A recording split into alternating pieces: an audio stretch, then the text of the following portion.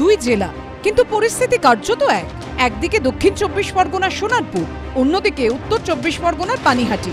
জমা জল আর মশাবাহিত রোগের আতঙ্কে ভুগছেন বাসিন্দারা। মাস 4-5 ধরে জল জমে রয়েছে এবং জল একদমই বেরোচ্ছে না। আমরা নরক যন্ত্রণা ভোগ করছি। দু জায়গার ভুক্তভোগীরাই আঙুল তুলছেন বেহাল পুরো পরিষেবার দিকে। পুরসভার তরফ থেকে করেছে, ওরা এসেছে, দেখেছে, ওরা ইন্সপেকশন করেছে, তারপরে ওরা বলছে আমরা করব কিছু, কিন্তু এখনও কিছু হয়ে ওঠেনি। আর সামনে যে আমাদের খালটা আছে ওটাও সংস্কার করা দরকার। পানিহাটি পুরসভার নীলগঞ্জ রোড সংলগ্ন ওয়াটার সাইড আবাসন, কয়েকশো পরিবারের বাস এখানে। আবাসনের নামেই শুধু নয়, জল এখানে ঢোকা বেরোনোর রাস্তাতেও। জমে থাকা নোংরা পচা জল থেকে বাঁচতে বাধ্য হয়ে নিজেরাই এভাবে ইট পেতে যাতায়াতের ব্যবস্থা করেছেন। সেই সঙ্গে পাল্লা দিয়ে বাড়ছে মশার উপদ্রব। বর্ষাকাল থেকেই জলমগ্ন পানিহাটি পুরসভার 12 নম্বর ওয়ার্ডের এই অভিজাত আবাসন। আমরা এই মুহূর্তে আবাসনে রয়েছি। সপ্তাহখানেক আগে শেষ বৃষ্টি হয়েছে, কিন্তু এখনও জল দাঁড়িয়ে আছে।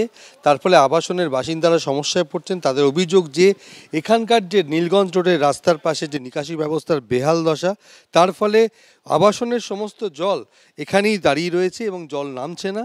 পুরসভার তরফ থেকে কোনো পদক্ষেপ নেওয়া হচ্ছে না, জলটার পাস হচ্ছে না। আর এক নাগারে এরকম জল জমে, মানে এটা তো পা দেওয়া মানেই তো স্কিন ডিজিজ হয়ে যাচ্ছে না।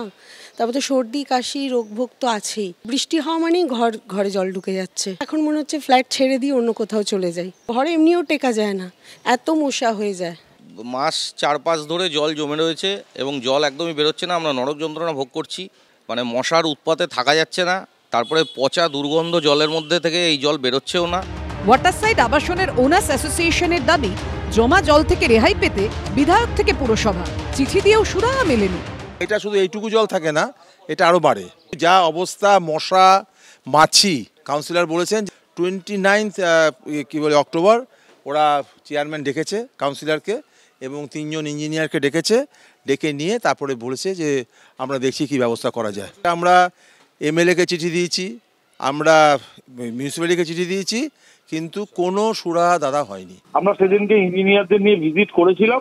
আমি দেখছি ওখান থেকে একটা ড্রেনেজ সিস্টেম কিভাবে বার করে যাতে বিটি রোডে অশ্বিনী দত্ত রোড দিয়ে জলটাকে বার করা যায় পুরোপুরি। পুজোর ছুটিটা মিটে গেলেই আমরা এই কাজটা শুরু করে দেবো। মশা বা ডেঙ্গি সেটা তো জলটা আমাদের প্রতিনিয়ত স্প্রে হচ্ছে জলে, সেসবগুলো ব্যবস্থা আমরা করে দিচ্ছি।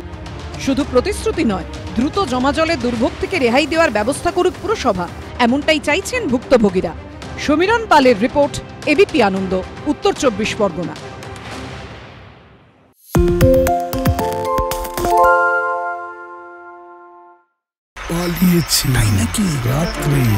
বাংলা গুজব চায় না, বাংলা খবর চায়। বাংলা খবর, বাংলার খবর।